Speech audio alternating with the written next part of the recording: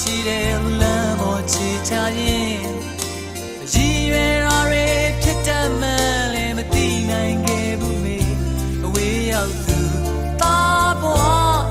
ကြုံတွေ့ရဖြစ်တဲ့များခါတီစွာရင်ဆိုင်လို့ဖြစ်တော်ရဲ့သားလောကကြီးကိုအန်တူလာဝေးရောက်သားငယ်အစိုးကောင်း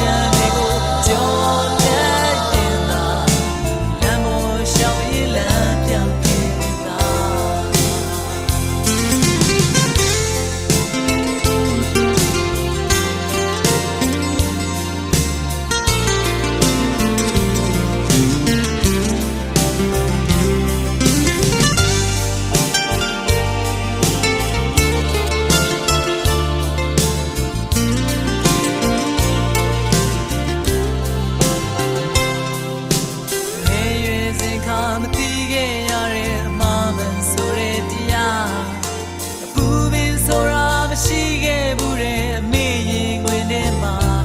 ငိမ့်ချမ်းစွာနေဆဲအပြစ်ကင်းတဲ့ကလေးလေးဘဝခုခါနေအောင်တတ်ကြမိတဲ့အမေလူရဲ့ကိုယ်စဉ်အဆုံးအစမရှိရဲ့လမ်းပေါ်ချီချရင်ရည်ရွယ်ရာတွေဖြစ်တတ်မှန်းလည်းမသိနိုင်ခဲ့